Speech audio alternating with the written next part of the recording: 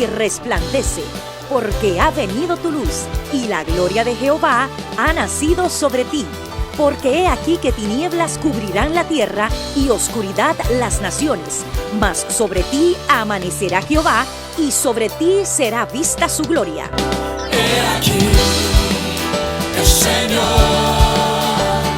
derrama sobre las naciones su espíritu. He aquí, el Señor derrama sobre las naciones su espíritu, su gloria, su gloria. Ministerio El Amanecer de la Esperanza presenta su programa Voz de Restauración con el pastor Juan Radamés Fernández. Escucha atentamente la palabra que proviene del mismo corazón del Padre para consolar tu vida.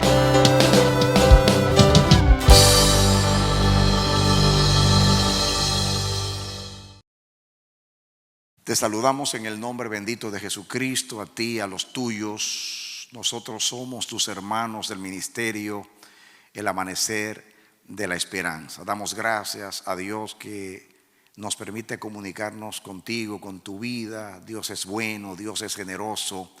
Nuestro deseo y nuestra oración en Dios es que mientras el Señor expone la palabra, la gloria de Dios se manifieste en tu vida y rayos de la luz de su gloria y de su presencia puedan llegar a tu vida, a tu interior, y Dios te pueda iluminar y algo grande y poderoso y relevante, trascendental ocurra en tu vida en este día y en esta hora. Que la palabra poderosa sea transformadora para ti, que Dios por medio de ella te edifique, te muestre el camino de su propósito y de su voluntad.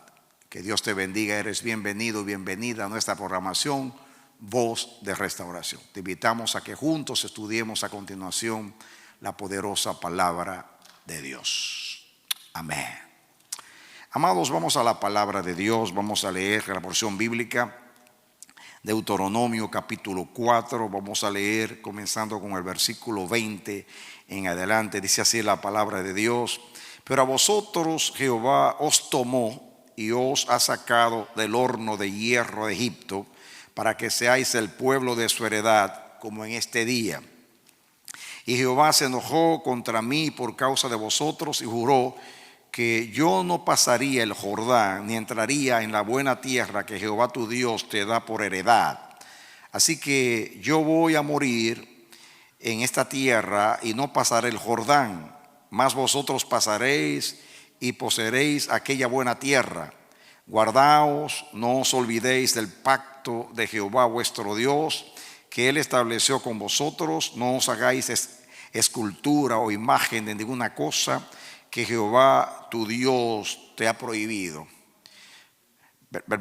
Versículo 24: porque Jehová tu Dios es fuego consumidor, Dios celoso.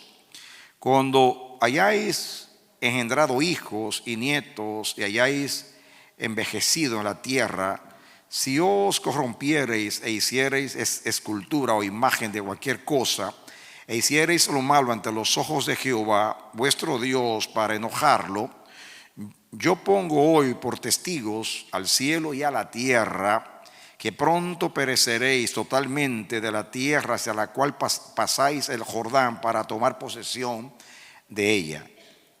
No estaréis en ella largos días sin que seáis destruidos.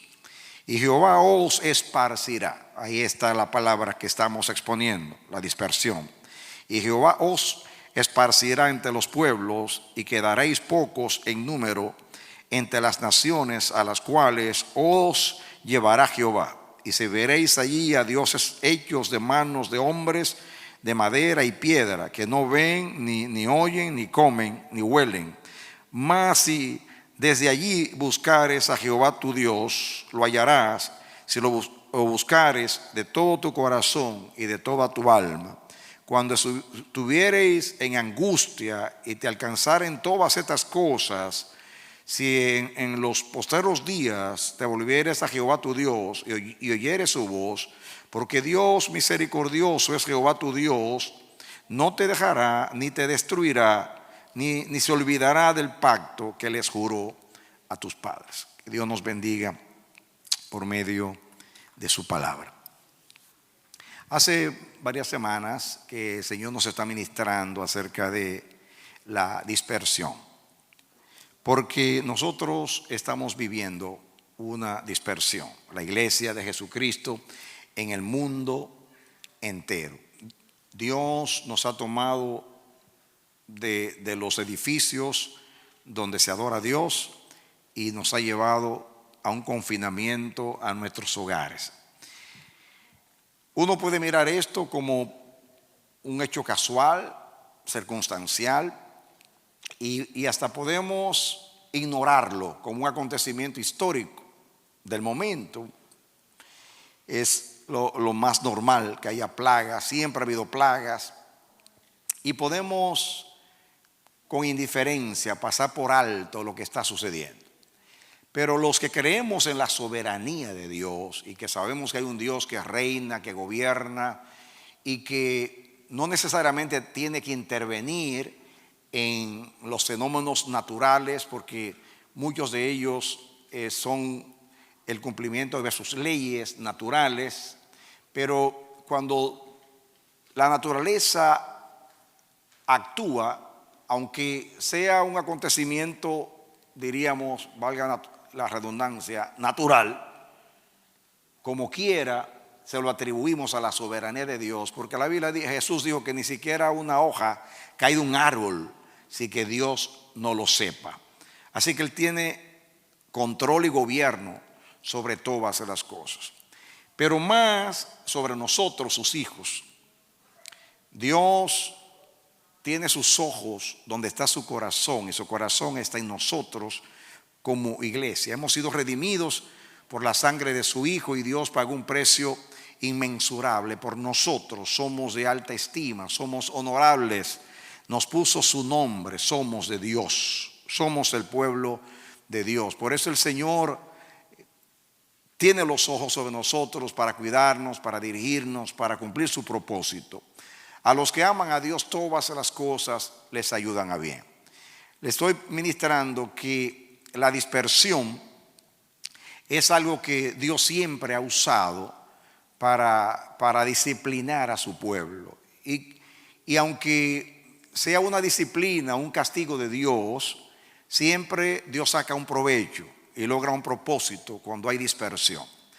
Estudiamos de que la primera dispersión fue la de Lucifer, que fue echado del cielo porque se rebeló contra Dios. Y él dijo: subiré al cielo, en lo alto, junto a las estrellas, allí pondré mi trono.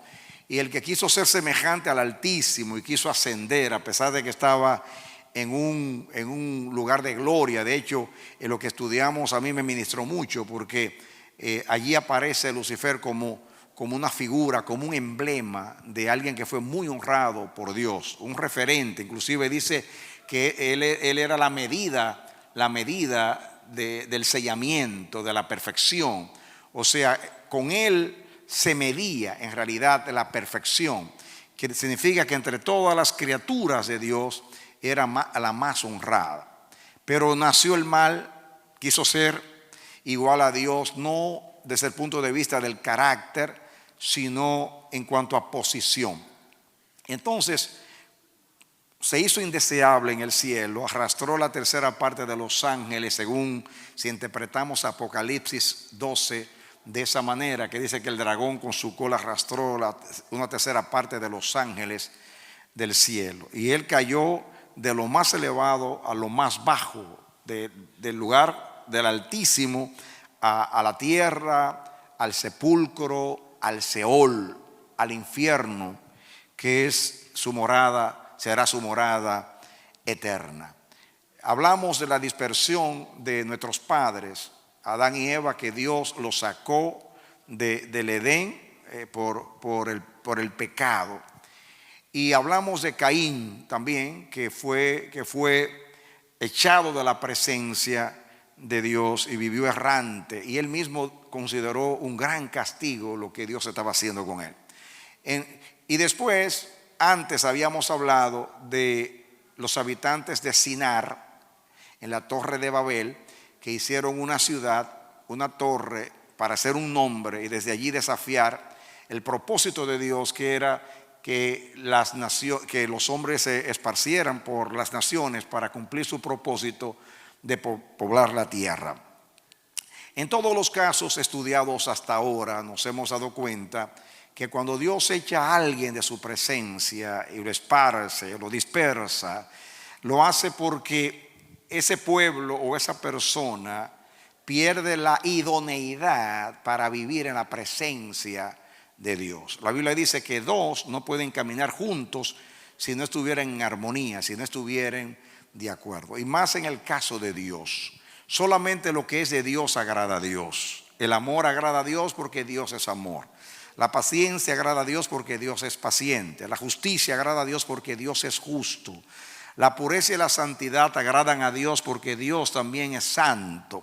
En fin, y cuando lo que los rodea, los seres humanos o las criaturas que rodean a Dios, no viven en armonía con su gobierno o con su persona, Dios echa de su presencia. No necesariamente tiene que echar para siempre. Generalmente cuando Dios echó a Israel, como lo vimos acá, ahí dice que si yo te envío a lo más lejos y desde allí tú te conviertes, tú te arrepientes, tú vuelves tu corazón a mí, yo me acordaré del pacto que hice contigo y te voy a restaurar y te volveré a traer. Esta mañana terminamos de esa manera. Pero esta mañana hablamos de esta porción y yo quiero hacer un repaso porque es necesario que lo haga, porque estoy predicando en serie y si usted no escuchó el mensaje de esta mañana, establecí un fundamento que nos va a ser muy útil para los demás temas que vienen, porque el propósito de Dios en la predicación de estos mensajes es que nosotros podamos inquirir, indagar, meditar en cuanto a cuál es el propósito de Dios. ¿Por qué Dios ha sacado a la iglesia en el mundo entero de los lugares de adoración? Podría decir los templos, pero hay muchas personas que tienen problemas semánticos. Tienen un problema semántico con eso de templo, porque dicen que el templo somos nosotros, pero ya se llama templo también al edificio donde se adora. No quiero meterme en eso, pero sean los edificios, los templos donde se adore, Dios sacó a la iglesia. Generalmente la iglesia viene a adorar y luego Dios la envía a las naciones. Dice venid y luego dice id. Nos trae a Él, nos enseña, tenemos comunión con Él y luego nos envía a los demás. Si de gracia recibisteis, dad de gracia. Pero esta vez Dios ha hecho como hizo con Judá y con Israel. Dios nos ha dispersado, nos ha sacado del lugar donde le adoramos como cuerpo, como comunidad, y nos ha enviado a nuestros hogares, a la intimidad. Y eso es muy relevante, eso no se puede ignorar, no se puede pasar por alto. Y por eso desde que comenzó esta pandemia he insistido, y aunque yo quisiera cambiar de tema, yo no puedo hablar de otra cosa, porque creo que estamos viviendo una actualidad. Estamos viviendo un proceso de Dios, estamos viviendo un juicio de Dios, estamos viviendo un trato de Dios, estamos viviendo una disciplina de Dios. Y no podemos, como el avestruz, meter la cabeza en la arena como que no pasa nada. Está pasando algo en el mundo espiritual. Miren, amados, si Dios no hiciera nada más y la vida siguiera en una programación circunstancial, se puede llamar así, porque mañana va a haber una vacuna y el problema se resolvió y el mundo seguirá como siempre su curso. No crean ustedes que no ha pasado nada. No ha pasado nada. Aun cuando Dios manda un profeta y a ese profeta no se le hace caso, y Dios manda a otro y manda a otro y sigue mandando profetas y no se le hace caso a los profetas y no pasa nada.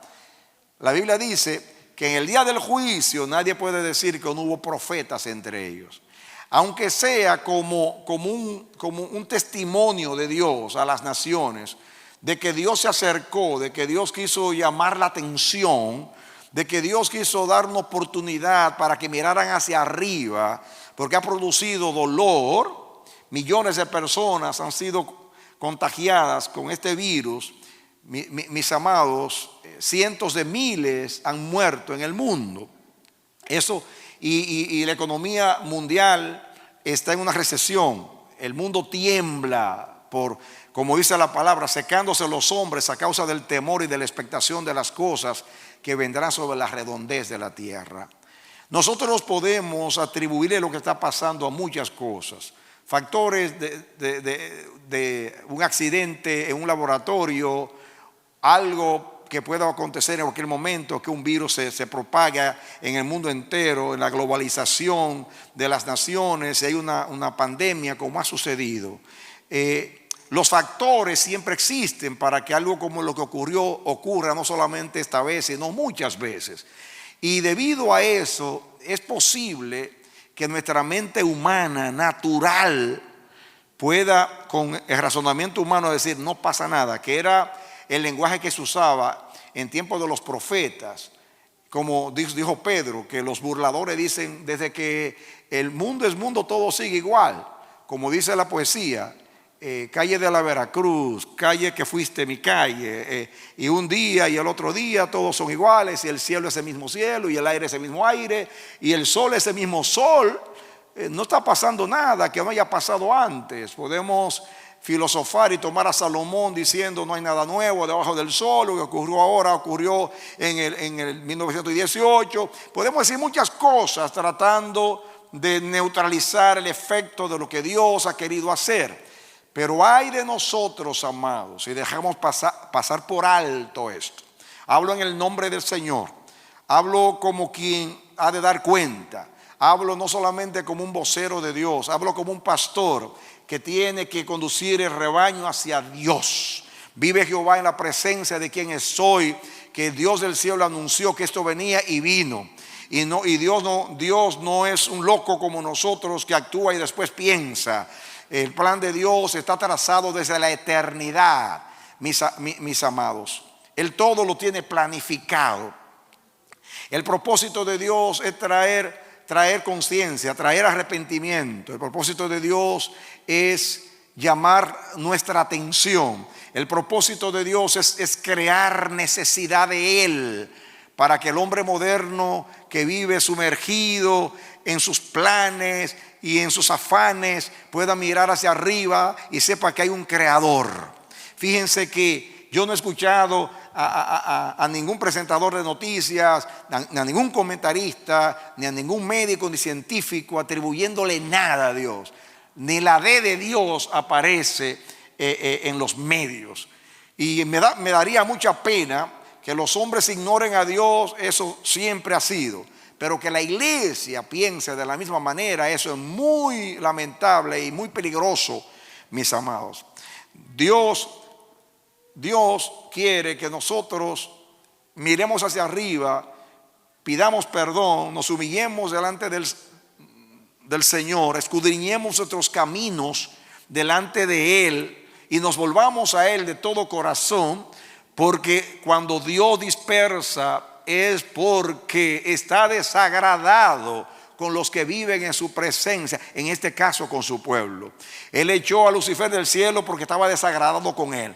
Él echó y destituyó a nuestros padres y lo degradó. La palabra que se usa en hebreo, en Génesis 3, cuando dice que Dios echó al hombre, ese verbo lo echó, ese verbo significa cuando alguien lo degrada. Como dice Pablo, fueron destituidos de la gloria. Hubo una degradación.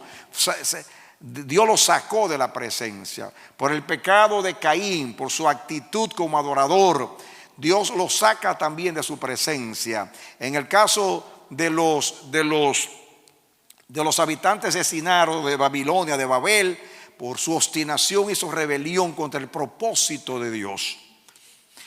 Y esta mañana, y aquí leímos, que Dios le dice a Judá, ¿por qué Moisés hablando 1400 años antes de Cristo, 1400 años, diríamos 1000 años aproximadamente antes que fueran a Babilonia, 1000 años antes de que fueran transportados a Babilonia y hubiera esa dispersión. 700 años pensando en Israel, en las 10 tribus que fueron esparcidos por el mundo entero en el año 722 antes de Cristo. Diríamos unos 700 años antes, Moisés estaba hablando ya de esa dispersión. Y en caso de Judá, que fue en la última dispersión, que fue en el 586 antes de Cristo, son casi como 900 años. Así que, mis amados, Dios aquí, y a mí me llama mucho la atención que Dios lo advirtió, Dios lo dijo antes, no lo dijo como una amenaza. El domingo pasado creo que Dios me dio una revelación cuando estaba, de hecho no me lo dio acá arriba, estaba ahí antes de subir, que estaba meditando en la dispersión de Satanás cuando fue echado del cielo. Dios me dijo que Dios ha adoptado la dispersión como un castigo por causa de Satanás. En otras palabras, como él es el padre de mentira, es el padre de la rebelión, es el padre de la maldad, de la iniquidad, de todo lo que es contra Dios, Dios determinó todos los que sean como él van a sufrir lo mismo, van a ser dispersados. Toda conducta que sea semejante a la de Satanás será castigada con la dispersión. Que la dispersión, aunque sea un castigo, aunque sea una disciplina, mis amados, va más allá, porque Dios no actúa como la disciplina de Dios. No es una venganza. No es una venganza como hiciste mal, como cuando meten a la gente en una cárcel, que dice, bueno, mataste a uno, 20 años en la cárcel. No es punitiva, no es simplemente para castigar, es para lograr un propósito. Todo aquel que es castigado, disciplinado por el Señor y no se arrepiente y no aprende de la enseñanza, es un necio. Porque después de sufrir un castigo de Dios, se tiene que entender que Dios lo hizo con propósito. Dice que Dios nos somete a la disciplina para que participemos de su santidad, para que nos volvamos a Él, para que rectifiquemos, para que dejemos nuestros malos caminos. En el caso de Israel, aquí repasando, Dios le dice en el versículo 20: pero a vosotros Jehová os tomó y os ha sacado del horno de fuego de Egipto, para que seáis el pueblo de su heredad, como en este día. Estudiamos esta mañana el verbo tomar, os tomé, y dijimos que ese verbo se puede traducir, ese verbo significa casarse, y aunque ahí no está hablando de casarse, pero la connotación que tiene el pacto de Dios en la redención con Israel es un matrimonio. Por ejemplo, esa palabra significa aceptar, acercarse, admitir, adoptar, adquirir, apoderarse, arrebatar, atraer, capturar, casarse, comprar, recoger, sacar, tomar, traer. Aplicamos todas esas palabras y esos sinónimos que se usan en la Biblia. Se traduce esa palabra se traduce la palabra lakat, tomar. Dios dice: yo te tomo, como en matrimonio. Vimos y leímos textos donde esa palabra se traduce como casarse. En Levítico 21:7, hablando de los sacerdotes, con rameras o infame, dice: no se casarán. Y ahí se usa la palabra lakat. Otra versión, ese mismo texto lo traduce: mujer ramera o infame no tomarán. Igual, casarse como tomar. Leímos a Jeremías 29:6: casaos y engendrad hijos e hijas. Ahí casaos es la misma palabra tomar. Y yo estudié esta mañana y estoy un repaso nada más a capítulo 6 de Éxodo, donde Dios dice: os redimiré, dice, y yo seré vuestro Dios y ustedes serán mi pueblo. Y dijimos que la palabra yo os redimiré, Y la palabra redimir tiene el que podía redimir era un pariente cercano. Cuando moría, según el Levirato, cuando moría alguien y no dejaba hijos, el hermano tenía que casarse con la viuda y levantarle descendencia al hermano. Y el primer hijo pertenecía al muerto para que no fuese borrada su memoria en Israel. Ruth, por ejemplo, fue redimida por Booz, porque el pariente cercano no quiso redimir a Ruth. Entonces Dios ahí aparece como un pariente cercano, y en la redención y en el pacto que Dios hace con Israel siempre tiene la connotación de un matrimonio. Por eso dice: yo os te tomé. Ese verbo os tomé aparece: os tomé como para que seáis mi heredad, os tomé para que seáis mi especial tesoro. En el pacto es: yo seré tu Dios y tú serás mi pueblo. En otras palabras, yo soy el Dios de todas las naciones, pero yo renuncio a tener una relación con las demás naciones para yo casarme contigo, Israel, para yo tener un matrimonio contigo. Así que si yo renuncio, siendo el Dios de las naciones, a las demás naciones para tener relación solamente contigo, entonces yo requiero de ti que tú seas fiel. Yo seré tu Dios y tú serás mi pueblo. Y dice: tú eres mi especial tesoro. Especial ahí es mi exclusivo, como si fuera una propiedad. Mío eres tú, Israel, porque yo te redimí. Isaías 43. Entonces, aquí menciona después de eso el pacto. Y dice, y miren ustedes aquí cómo se viola el pacto. Estoy repasando para continuar. Dice aquí en el versículo 21: y Jehová se enojó contra mí. Dice Moisés, habla su experiencia. Y más adelante dice el versículo 23: guardaos, no olvidéis del pacto de Jehová vuestro Dios, que Él estableció con vosotros. No os hagáis escultura o imagen de ninguna cosa que Jehová tu Dios te ha prohibido, porque Jehová tu Dios es fuego consumidor y Dios celoso. El pacto consiste en un matrimonio espiritual.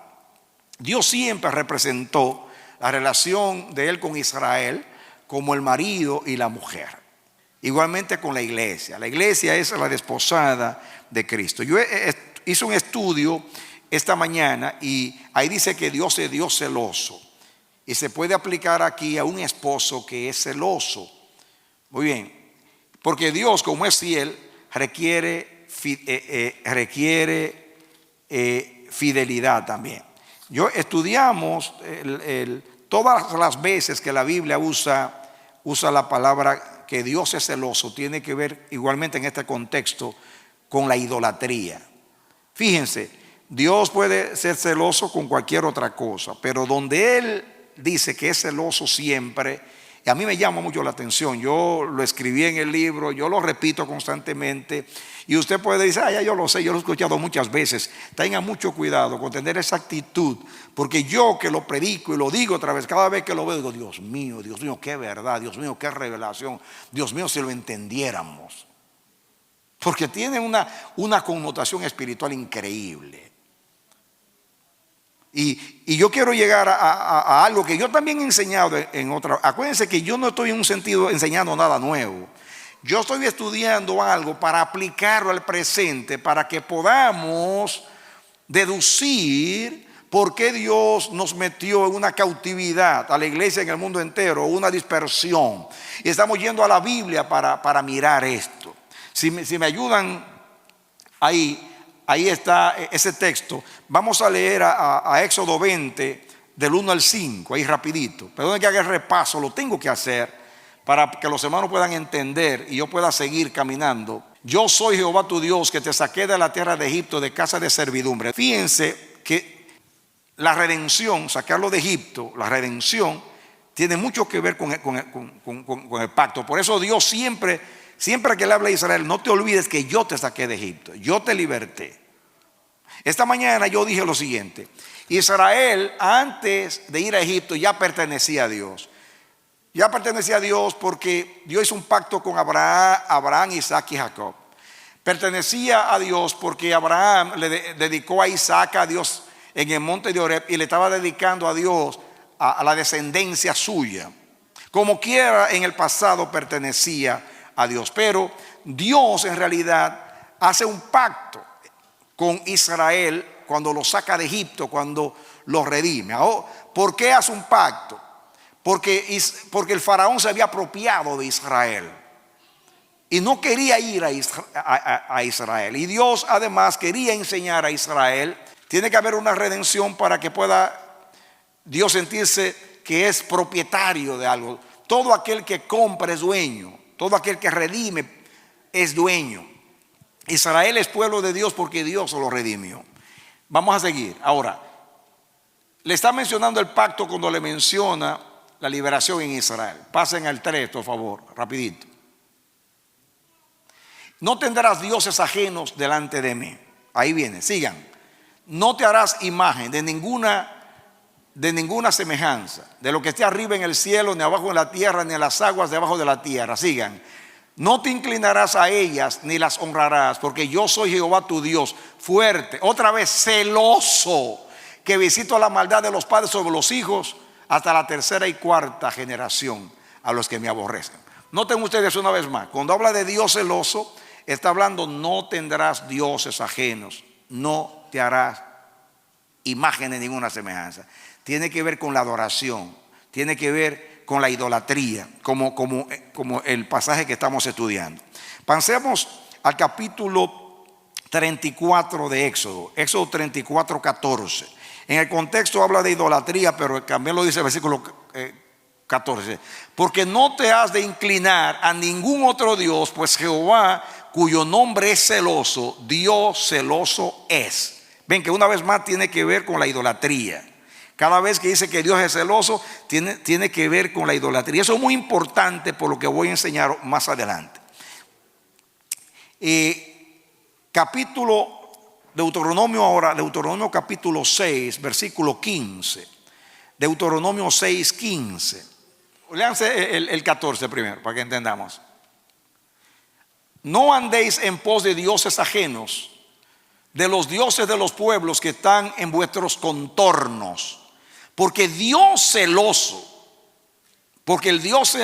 Jehová tu Dios, en medio de ti está, para que no inflame el furor de Jehová tu Dios contra ti y te destruya sobre la tierra. Yo puedo seguir leyendo textos, porque cada vez que la Biblia habla que Dios es celoso, tiene que ver con la idolatría. ¿Saben qué significa eso?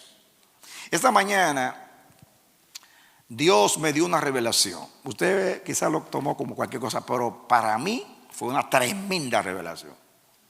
Porque cada vez que Dios habla a Israel de los dioses, como aquí mismo dice, miren lo que dice en Deuteronomio al final. Al final, Deuteronomio 4:28 dice el 27: y Jehová os esparcirá, que tiene que ver con dispersión, entre los pueblos, y quedaréis pocos en número entre las naciones a las cuales os llevará Jehová. Y dice el 28: serviréis allí a dioses hechos de manos de hombres, de madera y piedra, que no ven, ni oyen, ni comen, ni huelen. Y esta mañana yo me asombré y yo dije: pero ¿cómo Dios, el Dios eterno, creador, que tiene millones de criaturas, está celando a alguien que está adorando una imagen que no ve, no oye, no huele, y que Dios mismo dice que no son dioses lo que ellos adoraban? Entonces dice, tú les puedes preguntar a Dios: ¿y por qué estás celoso? Es como que el esposo tuyo esté celoso por el maniquí que tú usas para medir el vestido que estás haciendo. ¿Sí? ¿Cómo? ¿Tú tienes celos del maniquí? ¿De un muñeco? O sea, es irracional. Pero ¿saben? Yo leí esta mañana y estudié que el problema con Dios no es que es una estatua. El problema no es que se está adorando a un ídolo que en realidad no existe. No. Eso es simplemente una imagen de talla. ¿Y por qué Dios se pone celoso?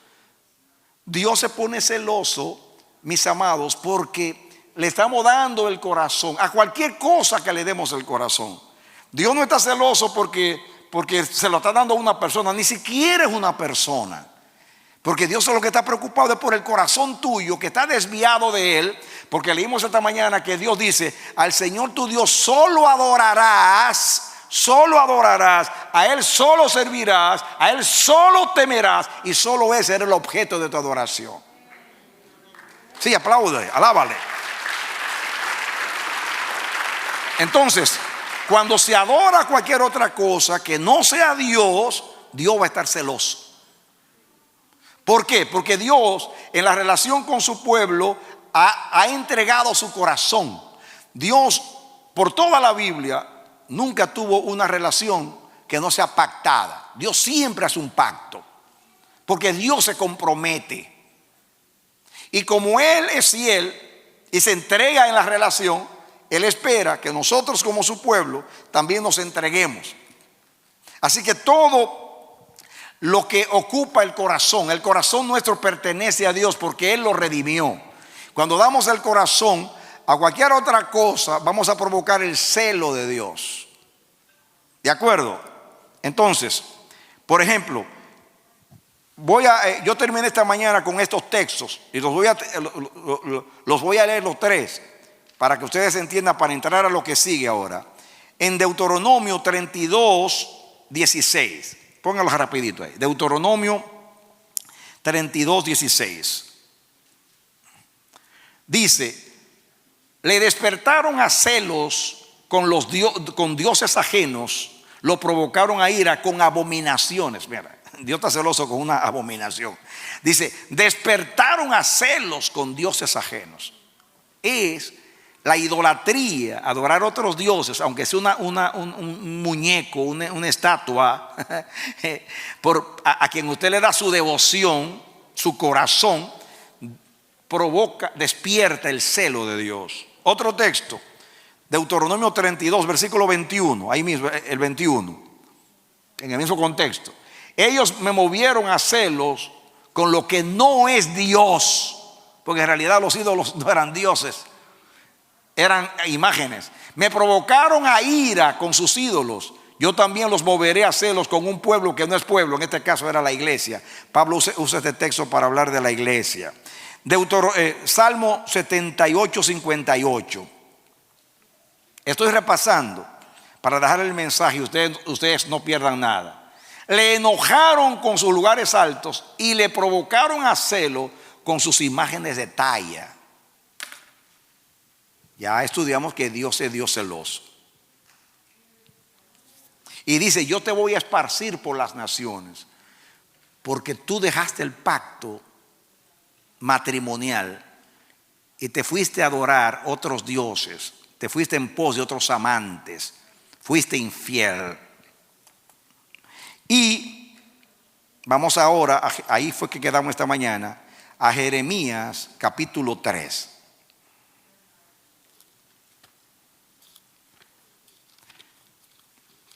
Por favor, busca Jeremías capítulo 3.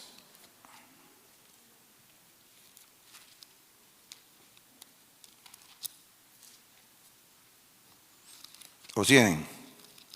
Muy bien. Escuchen. Yo leí el versículo 20, vamos a leerlo y después vamos a regresar. El versículo 20, Jeremías 3:20. Eso, ahí quedamos esta mañana. Jeremías 3:20.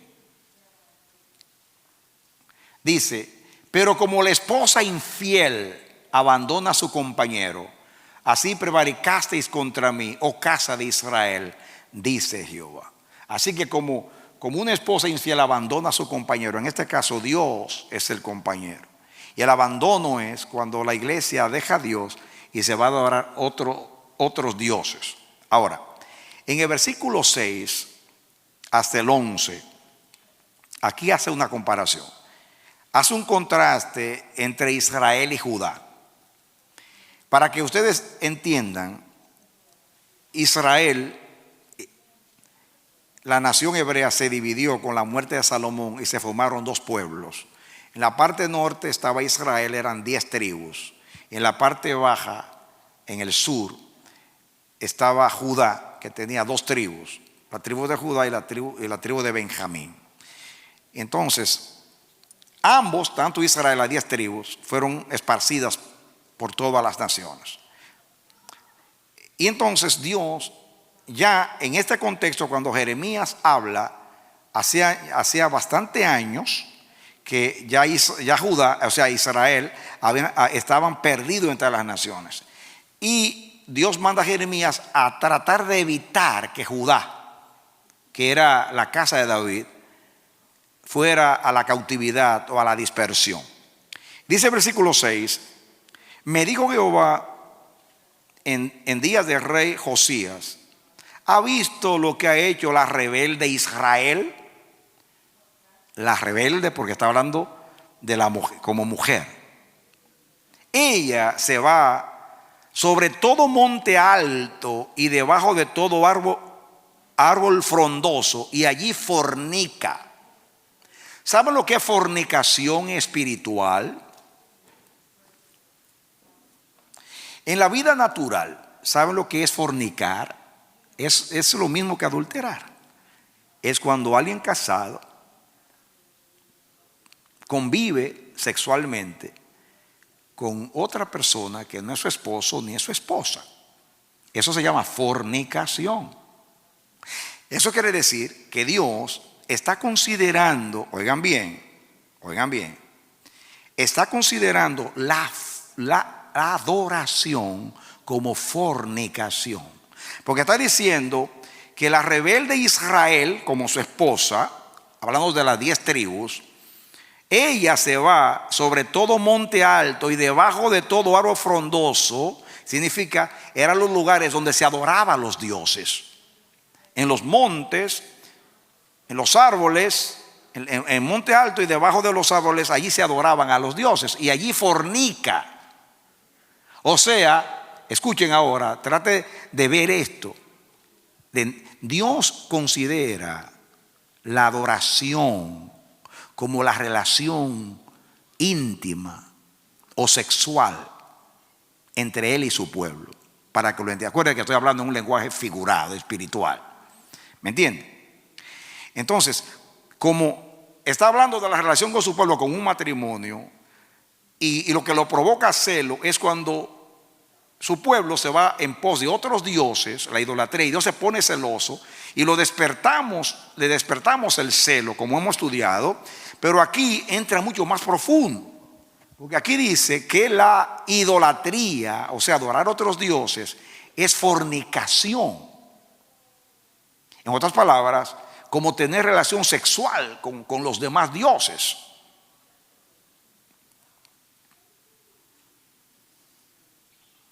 Y esa es la connotación que tiene en toda la Biblia. En el libro de Oseas, cuando dice Dios a Oseas que se casa con una prostituta para representar la infidelidad de Israel, es lo mismo. Todo el lenguaje que usa el profeta es hablando de la adoración como fornicación. Y dice, versículo 7, y dije, después de hacer todo esto, se volverá a mí. Pero no se volvió. Dios dijo, bueno, después que fornicó, quizás se arrepiente y viene. Y lo vio su hermana, la rebelde Judá. Es como si Dios tuviera 2 mujeres, porque se le dividió el pueblo de Israel en dos pueblos. Y está hablando de las 2, contrastando las 2, que las 2 eran infieles. Y dice, bueno, fornicó, pero vamos a ver, quizás yo esperaba que se iba a regresar, pero no. Entonces ahora entra en escena Judá. Acuérdense que Judá se mantuvo fiel a Dios, entre comillas, por la casa de David, y Dios tuvo misericordia y duró bastante tiempo, diríamos unos 150 años de gracia, diríamos, con relación a Israel. El 8, ella vio que por haber fornicado la rebelde Israel, yo la había despedido y dado carta de repudio, o sea, yo me había divorciado de ella. Ella, o sea, Judá, mi mujer Judá, vio que por haber fornicado la rebelde Israel, yo la había despedido y dado carta de repudio. En otras palabras, ya Dios había despedido escuchen, Dios había despedido a Israel en el año 722. Jeremías aquí está profetizando, diríamos, para poner una fecha aproximada, en el año, vamos a poner en el año 615, 610, 605, porque fue la primera invasión de Babilonia. Como, no sé cuándo escribí este capítulo, por eso tuve una fecha aproximada. Quiere decir que desde 722 han pasado cerca de 100 años que Dios se divorció de Israel. Ahora, ¿a qué le llama que le dio una carta de repudio? Atención acá. ¿Qué significa que le dio una carta de repudio? ¿Saben ustedes, atención, ¿saben ustedes a qué Dios le está llamando carta de repudio, o sea, divorcio? A la dispersión.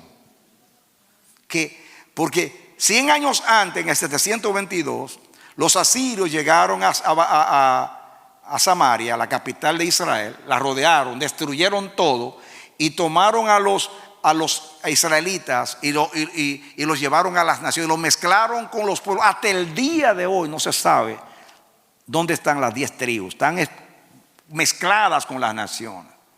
Pero a mí lo que me llama la atención aquí es que Dios le llama a eso divorcio, carta de repudio. Cuando Dios dispersa, es como si se divorciara. De hecho, hay una palabra que cuando llegue el momento la voy a compartir, no sé si le he compartido hasta ahora, que hay una traducción por ahí de una palabra que yo usé, que se traduce divorcio también, porque es como un rompimiento. Entonces, cuando vamos a decir una cosa, se aplicando ahora, Dios sacó a la iglesia de los edificios y la sacó a la cautividad. Es como darle una carta de divorcio. Perdonen, en Cristo la iglesia nunca se va a divorciar de Dios. Yo estoy aplicando espiritualmente. ¿Me están entendiendo? Ok. No estoy hablando doctrinalmente, estoy aplicando espiritualmente. Es como cuando Dios dispersa, es como que se divorció. Es como el marido que le dice a la mujer: me voy yo o te vas tú, pero aquí no podemos vivir juntos. De hecho, vamos a ver más tarde. Atención, sigan conmigo. Ella, o sea, la rebelde Judá, vio que por haber fornicado la rebelde Israel, que hace 100 años Dios se la mandó a las naciones, yo la había despedido y dado carta de repudio. Pero no tuvo temor a la rebelde Judá, su hermana, sino que también fue ella y fornicó. En otras palabras, como esposo no me están respetando, no me toman en serio. La rebelde Judá vio que yo le di una carta de divorcio a la rebelde Israel, le la mandé, la saqué de mi tierra, la saqué de mi casa y la boté. Y ella, en vez de decir, wow, pero el esposo es recto, el esposo es fiel, el esposo es demandante, déjame arrepentirme, ella fue y fornicó, no tuvo ningún temor. Y sucedió que por juzgar ella cosa liviana su fornicación, porque la tomó con liviandad, y yo quiero pararme aquí para aplicar. Comencé, sin acordarme de este texto, que podemos tomar esto con mucha liviandad. Si hay una cosa que he recalcado, los 4 o 5 meses de esta pandemia, es el peligro que tiene la iglesia de tomar esto con liviandad. No pasa nada. No, esto es algo que siempre pasa. Total, es como las plagas. No, siempre ha habido guerra, terremotos, eso nada. Todo sigue igual. Y eso le pasó. Aquí este pasaje es muy revelador, porque ya hemos estudiado que la iglesia tiene un pacto con Dios, una relación pactada en un matrimonio, y que cada vez que Dios dispersó a su pueblo fue porque adoraron dioses falsos y provocaron a Dios a celo. Siempre fue por causa de la idolatría, porque la idolatría no solamente es infidelidad, la idolatría es desobediencia, porque Dios dice: no adorarás a otro Dios. La idolatría es rebelión, como la esposa que se va en pos de otros amantes porque se rebela contra el esposo. Es desobediencia, es rebelión, es infidelidad. Y se puede tomar como liviandad.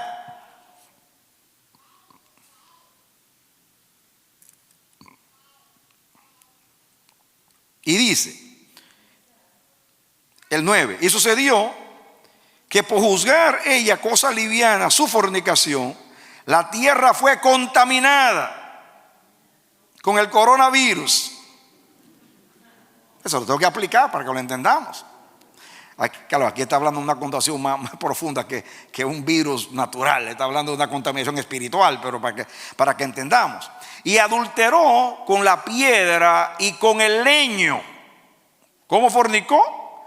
Con la piedra y con el leño. Eran dos lugares de idolatría. El leño era un poste de madera colocado en un lugar alto donde se practicaba el culto cananeo.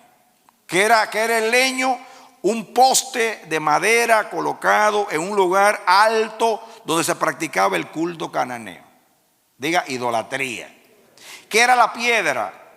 La piedra era una columna o imagen usada en conexión con la adoración a Baal. Todo tiene que ver con idolatría. Leo otra vez el 9. Y sucedió que por juzgar ella cosa liviana su fornicación, la tierra fue contaminada y adulteró con la piedra y con el leño. Oigan, adulteró, fornicó. Santo Dios. Dios celoso de una piedra. Dios celoso de un palo, de un poste. ¿Pueden entender eso? Es un Dios irracional. ¿Han visto un hombre celoso de esos que ve infidelidad donde quiera? Ese no es Dios. Porque, mis amados, la Biblia dice que el amor todo lo cree. Dios no anda sospechando de ti. Dios conoce todas las cosas. Todo está desnudo delante de Él. Esa no es la connotación del Dios celoso. El Dios nuestro es celoso porque como Él es fiel, Él no acepta, no admite, no tolera la infidelidad porque está en contra de su naturaleza. La repudia, la vomita, es adversa, es ajena a lo que es Dios. No es compatible con la naturaleza santa del fiel. Dios no cela de una imagen de talla, de un palo, de una piedra. Dios puede estar celoso si yo le pongo la veneración a esta bocina. No es la bocina, es que le estoy dando el corazón a la bocina. No es la televisión, es que le estoy dando el corazón a la televisión. No es la computadora, el internet. No es eso. Nada puede competir con el Rey del universo. Nada compite con Dios. Nada amenaza a Dios. Nada destrona a Dios. Dios es Dios y siempre será Dios, aunque el hombre se hunda.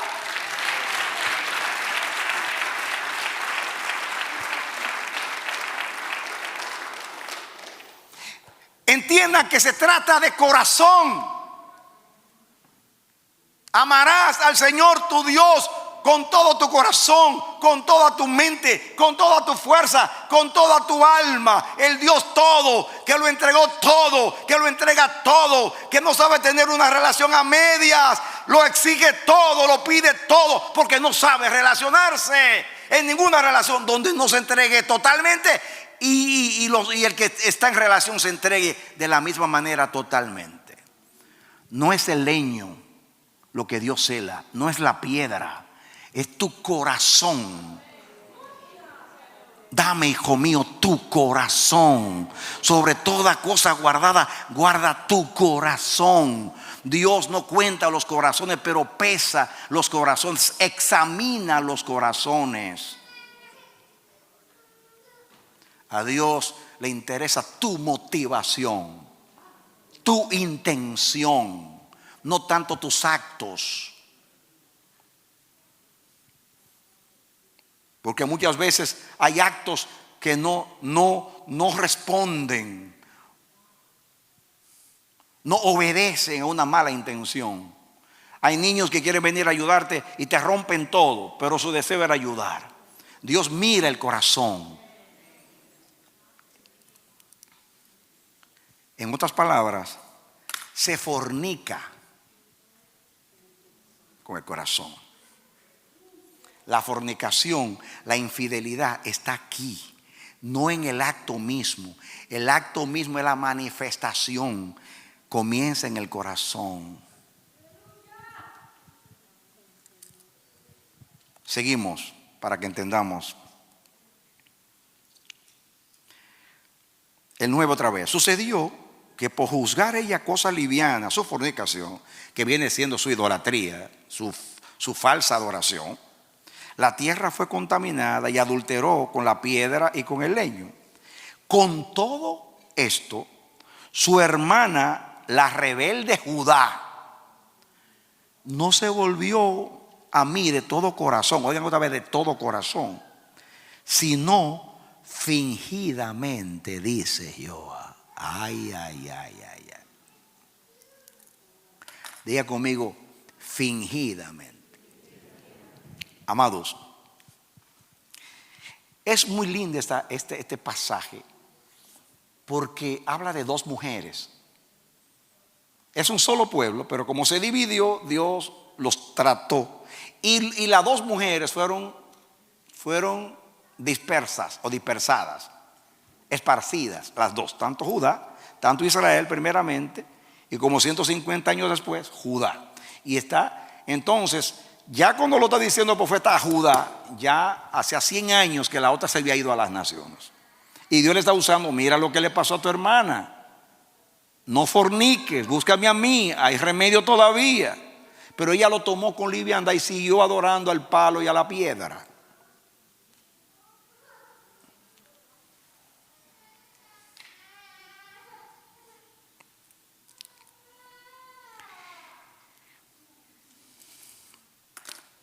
A mí me ministra mucho esta comparación. Ustedes conocen la Biblia y si la han leído por muchos años con entendimiento, ustedes saben que Dios hizo un pacto con la casa de David. David era rey de Judá. Cuando Dios hizo un pacto con David, todavía el reino era uno solo. Israel y Judá eran un mismo pueblo. Fue cuando vino Salomón que se dividió. Y Dios hizo un pacto con David, el pacto de las misericordias fieles y firmes a David. Y Judá, por amor a David, siempre dice, con los reyes, los hijos de David, dice, y Dios castigó a fulano de tal, pero se acordó Jehová de David su siervo. Se acordó Jehová de David su siervo.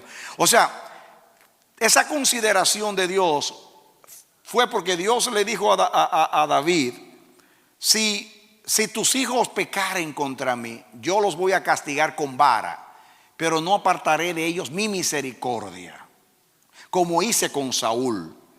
A Saúl pecó y acabé con él, pero con el pacto con David representa el pacto de Cristo, el pacto de nosotros, que es el pacto de amor incondicional. La palabra ahí, misericordia, Jeret, esa palabra habla del amor pactado.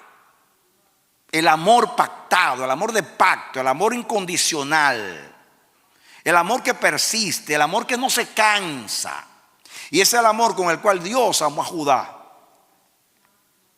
Entonces, si Si usted compara a Israel, a 10 tribus del norte, con Judá, usted se va a dar cuenta que hay un tremendo contraste. Para que tengan una idea, el reino del norte, las 10 tribus, en más de 200 años, óiganlo bien, en más de 200 años, no hubo un solo rey que fuera fiel a Dios. Todos hicieron lo malo delante de Dios, sin excepción. En el caso de Judá, hubo muchos que hicieron la voluntad de Dios y otros no. Quiere decir que si usted compara a las dos hermanas, las esposas de Dios, las dos, ustedes van a decir, es como usted decir, esta es una prostituta y esta es una sierva de Dios. Esta Israel es una carnal, idólatra, fornicaria. Judá comete errores, hay un pacto con ella, pero la verdad que se arrepiente y busca a Dios. Y la tenemos como la devota Judá. Pero Dios acusa a su mujer Judá de servirle fingidamente. Y para Dios ese es un mal muy generalizado. Tener apariencia de piedad y negar la eficacia de la misma. Dios ama más la rebelión abierta que la adoración fingida. Wow, ¿qué yo dije? Dios tolera más, porque Dios no ama ninguna de las dos cosas. Dios tolera más la rebelión abierta que la adoración fingida o la piedad fingida. Dios aborrece el fingimiento. Aleluya, porque el Señor nuestro Dios, aleluya, te amo, Jehová. Y por detrás, fornicación. Cuando estoy hablando de fornicación ahora, estoy hablando de adorar muchas cosas, de darle el corazón a muchas cosas que no es Dios. Esta mañana concluimos que si el pacto de Dios está basado en la relación de que yo soy tu Dios y tú eres mi pueblo, te redimí, te puse nombre, mío eres tú, yo te pertenezco a ti, dice Dios, y tú me perteneces a mí, como el esposo pertenece a la esposa y viceversa. Yo te doy mi fidelidad y tú debes darme tu fidelidad, y aunque tú seas infiel, yo voy a seguir siendo fiel. Entonces, lo que provoca el celo de Dios es la idolatría. En otras palabras, la falsa adoración. El sustituir a Dios. Y si eso se aplicó con tanta claridad revelada en el caso de esas dos mujeres, Israel y Judá, yo concluyo, mis hermanos, que si Dios sacó a la iglesia de los edificios y la esparció y la dispersó, es por esta misma razón: adoración fingida. Este pueblo de labios me honra, pero su corazón está lejos de mí. En vano me honran. En vano me honran. El temor que tienen hacia mí es un mandamiento aprendido, dice el profeta.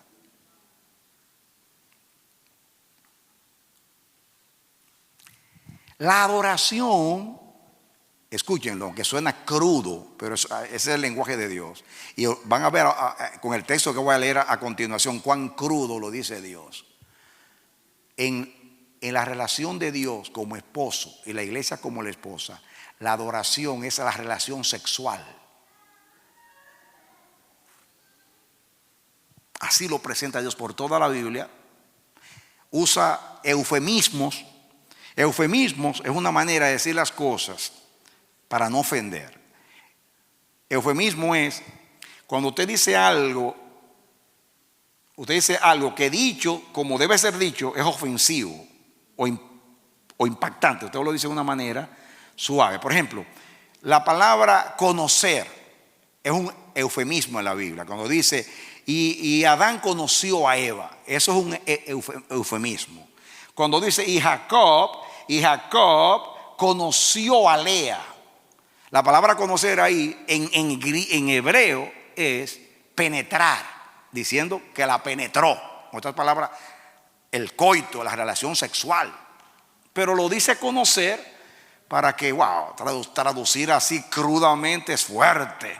Entonces lo pone de una manera, está hablando de penetración. Por eso dice conocer. Porque en el coito o relación sexual, cuando hay penetración, el hombre y la mujer se acoplan y ahí el hombre vierte. Eso tiene un significado. Eso es más que procreación, eso es más que necesidad biológica.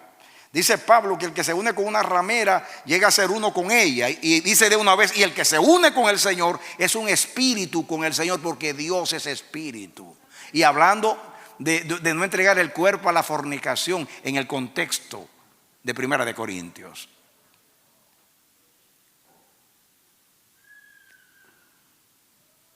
Entonces, en el contexto está hablando aquí de fornicación. Y dice que Judá lo hace fingidamente. Perdonen que voy a hablar un lenguaje muy fuerte ahora. Pero usted tiene que entender lo que dice la Biblia. Usted tiene que entender lo que Dios quiere decir.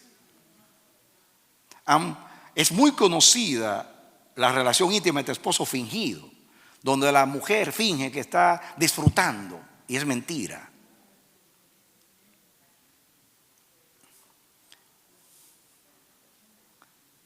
Simula que está complacida y que llegó al clímax y es mentira, es para que el esposo se sienta bien.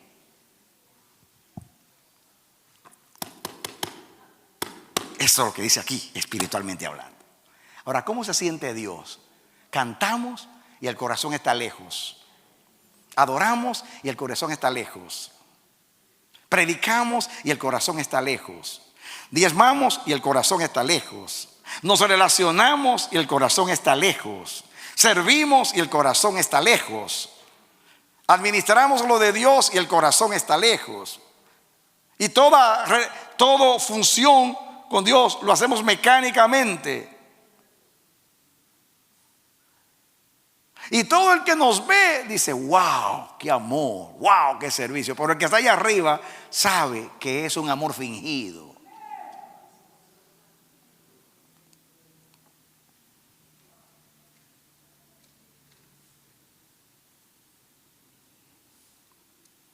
¿Cuántas veces ha dado el caso de hombres infieles que en el momento de la relación íntima, en vez de decir María, dicen Petra? Y la mujer dice, ¿qué dijiste? No sé por qué. No sé por qué dije ese nombre. No, yo sí sé por qué lo dijiste. O sea, ¿saben ustedes que la palabra Baal significa Señor? Igual que la palabra Adonai. Usted puede estar teniendo una relación Adonai, y es Baal. Es Señor también. Señor para acá, Señor para allá. Me llamáis Señor, pero no hacéis lo que yo digo. Eso es un culto a Baal, al otro Señor. ¿Se acuerdan de Oseas que dice de Baali? No me llamara ya Baali, mi Señor, porque Baal significa Señor. Y Dios lo usa en la Biblia para jugar de esa manera, para que entendamos.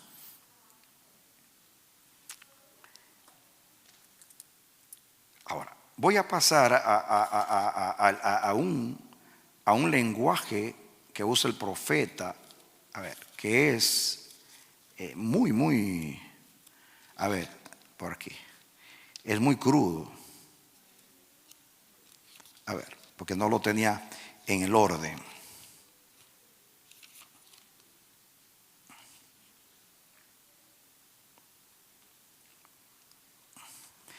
y Jeremías capítulo 2. Jeremías 2. 2:20. Dice aquí: porque desde muy atrás rompiste tu yugo y tus ataduras y dijiste, no serviré. Con todo eso, sobre todo collado alto y debajo de todo árbol frondoso, te echabas con ramera. Otra vez el mismo lenguaje hablando de la fornicación espiritual. Dice 21, te planté de vid escogida, está hablando a Judá, simiente verdadera, toda ella. ¿Cómo pues tú me has vuelto sarmiento de vid extraña? Otras palabras, yo en mi relación contigo he sembrado vid, sarmiento natural, y ahora tengo una vid extraña. Fíjense que es un asunto de fingimiento, de apariencia. Aunque te laves con lejía y amontones jabón sobre ti, la mancha de tu pecado permanecerá aún delante de mí, dijo Jehová el Señor. ¿Cómo puedes decir, no soy inmunda, nunca anduve tras los Baales? Ve el asunto del fingimiento. Han visto a esas personas que Dios, usted les señala y no, que yo no he hecho nada, que yo no sé por qué tuve esa cosa así, porque yo no es verdad eso, y todo lo niegan. y uno lo pesca, lo sorprende en el acto mismo, y yo no he hecho nada. No, eso no es así, eso no es lo que parece.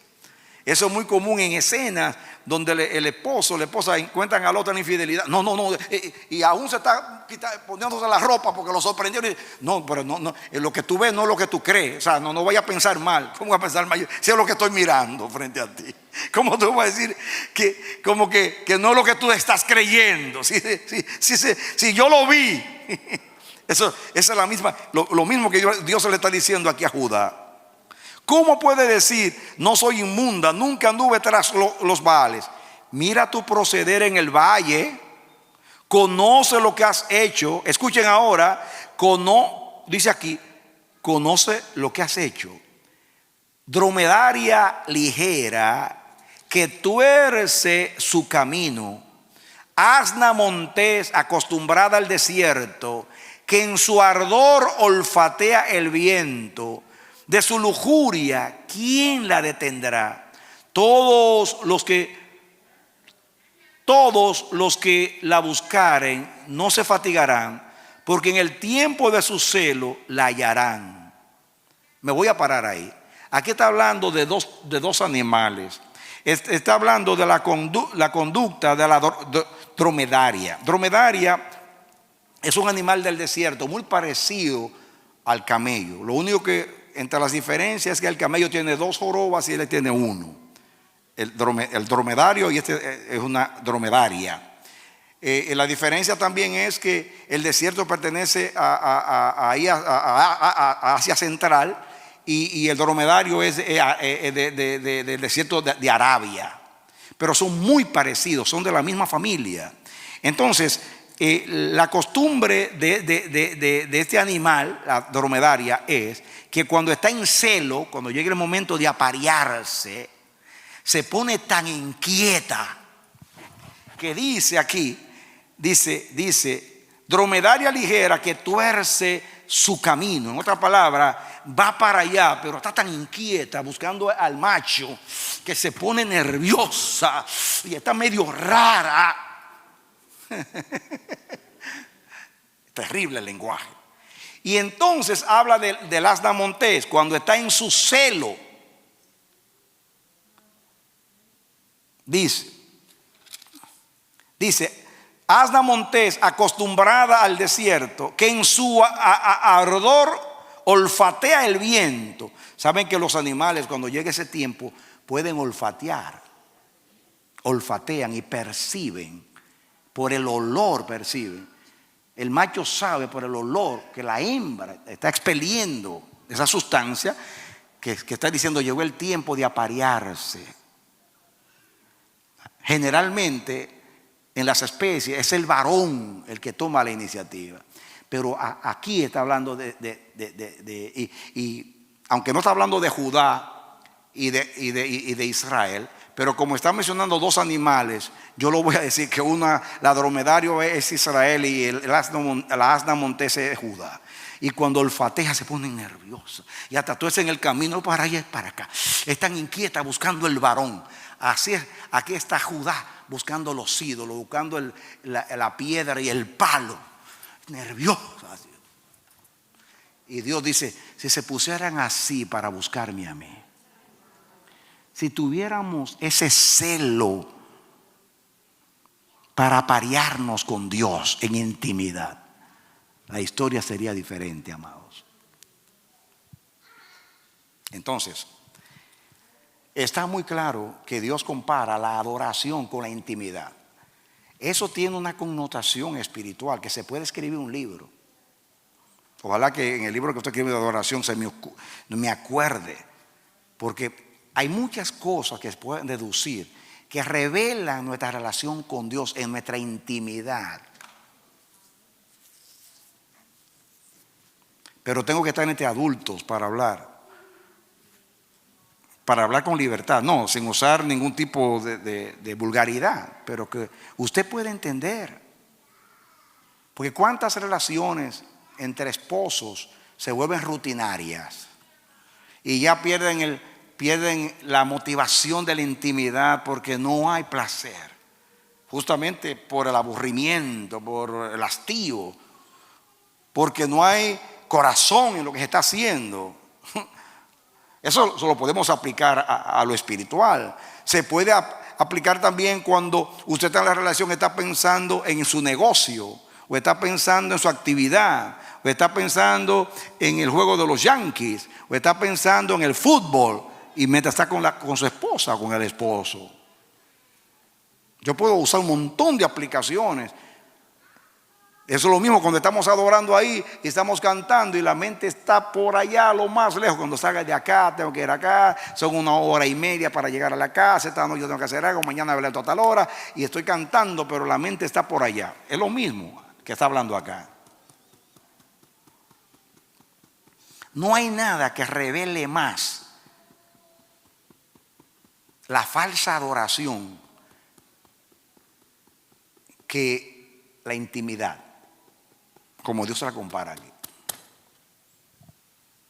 Ahora, yo quiero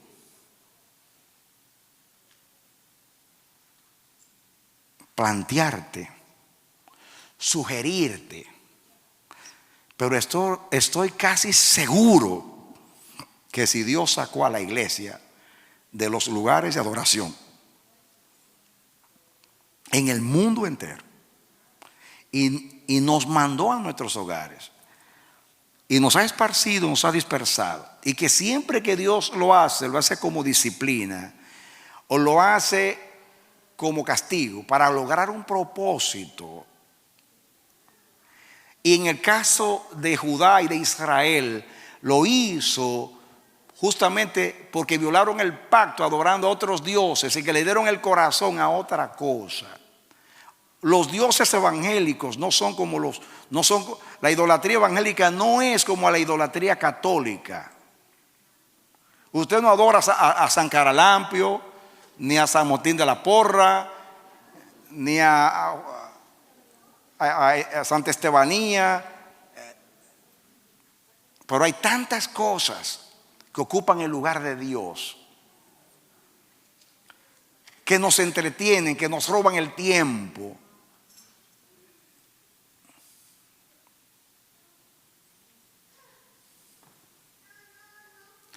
Cada vez, mis amados, cada vez que Dios habla, aún en el lenguaje más fuerte, vamos a usar el mismo pasaje que yo estoy usando, pero yo puedo usar otros también. Y así terminé esta mañana. Deuteronomio capítulo 4.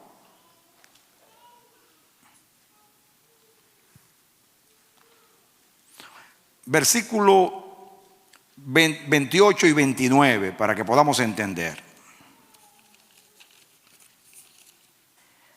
siempre termina Dios con un llamado.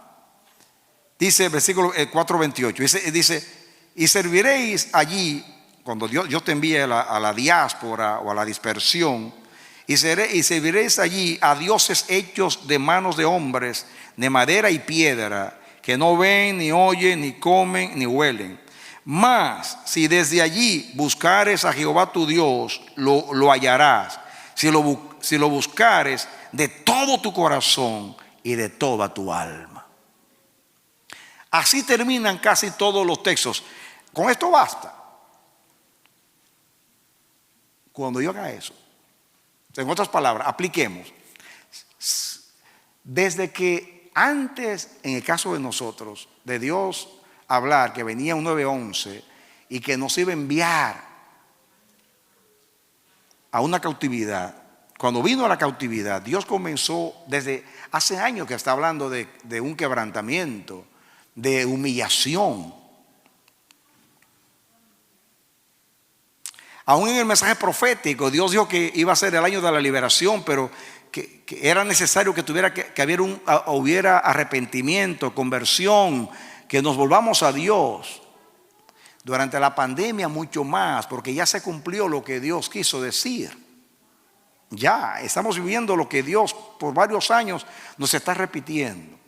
Ahora, mis amados, Dios nos quiere decir hoy a nosotros,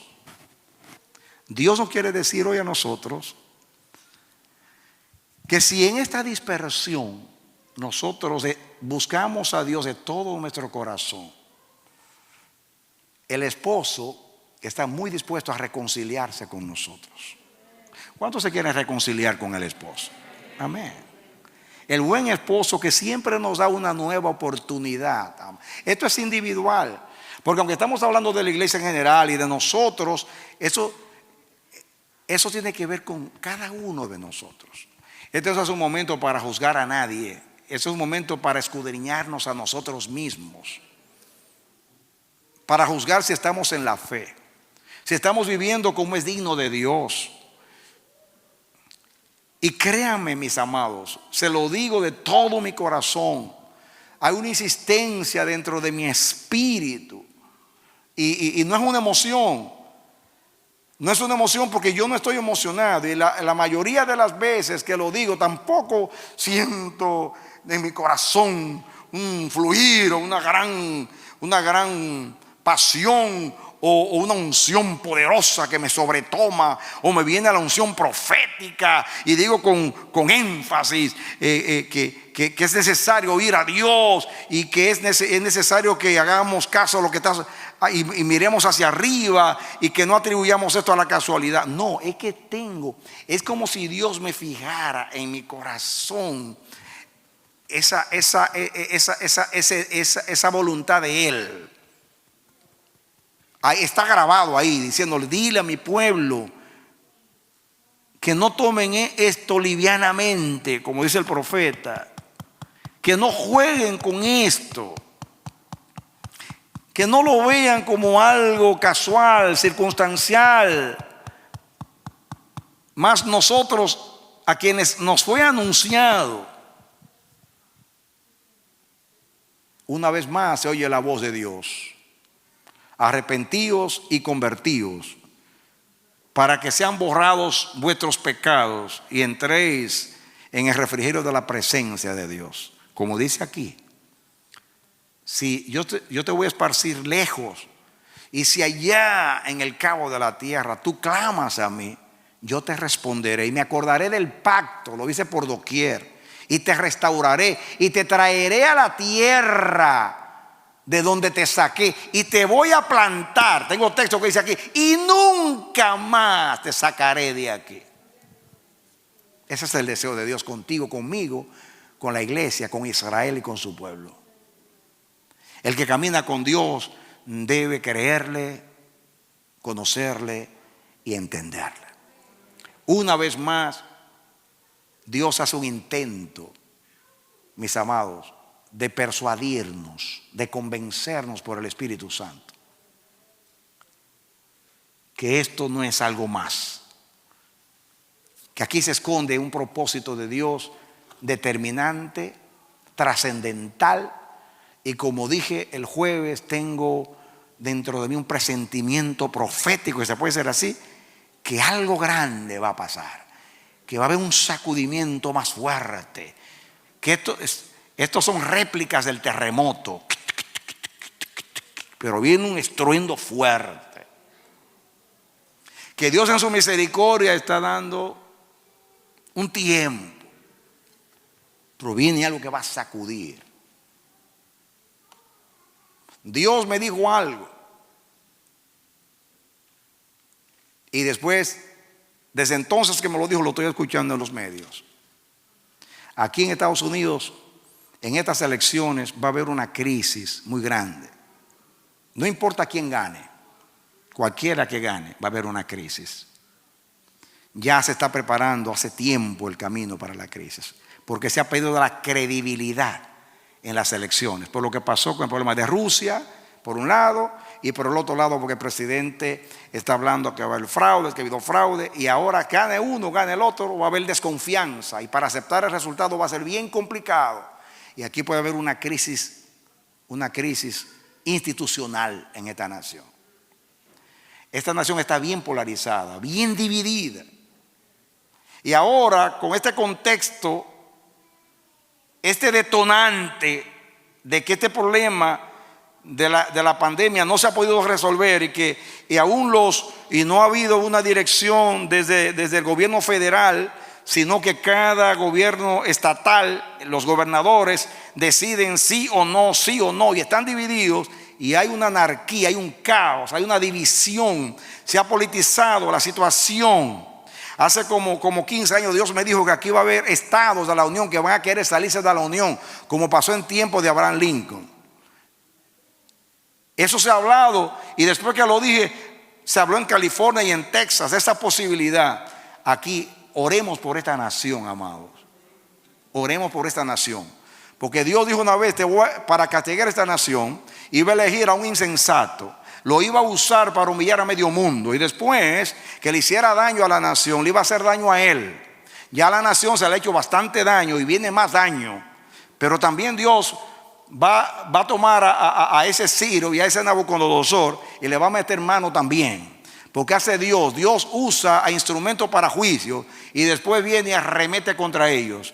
Dios usó Babilonia para oprimir a su pueblo, para esclavizar a su pueblo, y después le dijo a Nabucodonosor, Babilonia, como se te fue la mano con mi pueblo, ahora yo arremeto contra ti.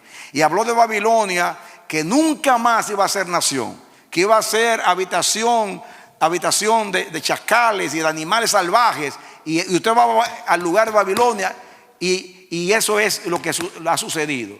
Nadie ha podido reconstruir a Babilonia porque hay una sentencia, una maldición contra esa ciudad, porque esa ciudad le hizo daño a su pueblo, y Dios la ha borrado del mapa. Si usted quiere conocer a Dios, aquí está el libro de Dios. Mire la conducta de Dios. Lea la Biblia y aplíquela a todo lo que usted ve en la ciencia, en la política, en las relaciones, en los fenómenos naturales. Usted se va a dar cuenta que Dios no cambia de conducta. ¿Por qué estamos yendo a la Biblia a tratar de explicar lo que está pasando? Porque cuando Dios dispersa es porque está desagradado, es porque está enojado, porque está incómodo con la relación, y saca a su pueblo porque no soporta más la situación. Como el marido que dice a la esposa, vete donde tu mamá, vete donde quiera, no podemos estar aquí bajo el mismo techo juntos, esto está demasiado mal.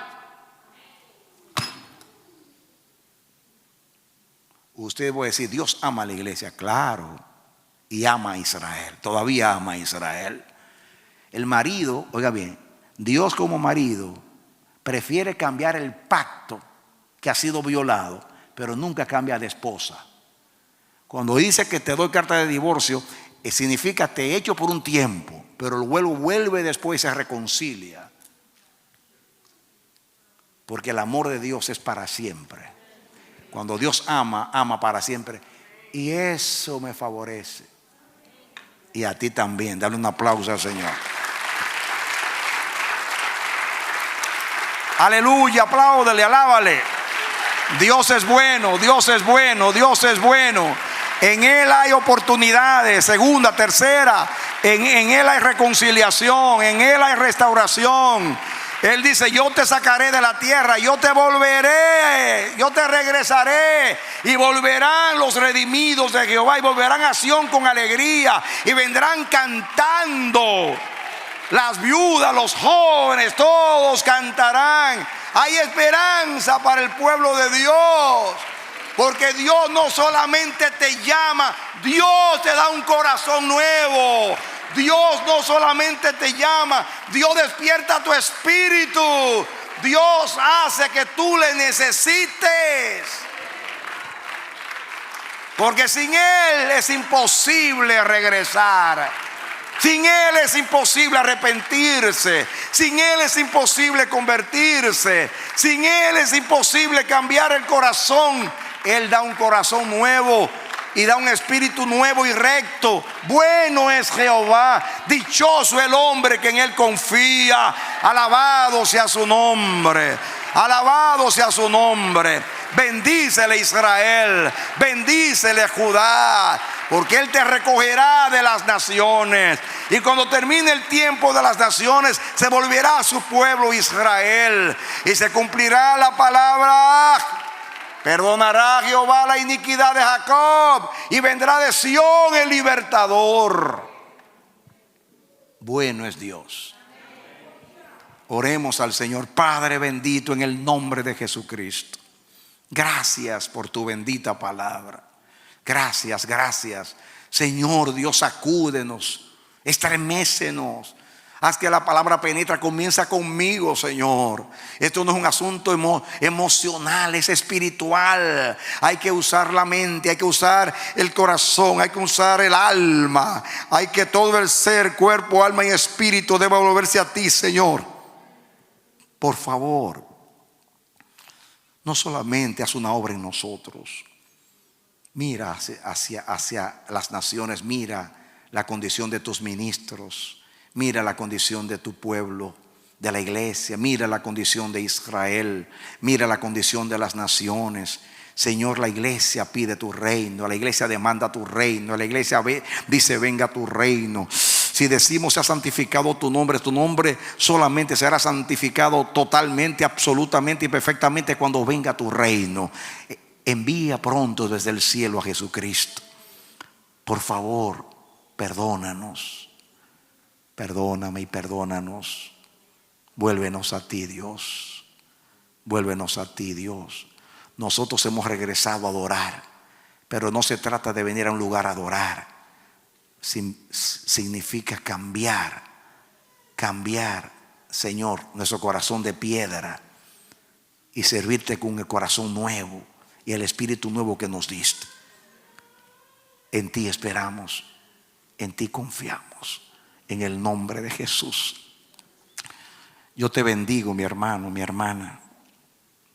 Oro al Dios eterno que tenga misericordia de ti, de tu casa, que esta palabra llegue a tu vida, que penetre, que tú entiendas, que tú oigas a Dios, que tú vengas y tú salgas de tu cautividad, de la confusión de Babilonia, como dice la palabra: salid en medio de ellos, pueblo mío, no, para que no seáis participantes de sus pecados. Es tiempo de salir de Babilonia, de la confusión del mundo, y venir a Dios. Él nos llama, Él nos espera, Él sale a buscarnos, Él nos carga en sus brazos, Él nos trae a Él y a su propósito. Que Dios te bendiga y te dé la victoria en Cristo Jesús. Aleluya, amén, amén y amén.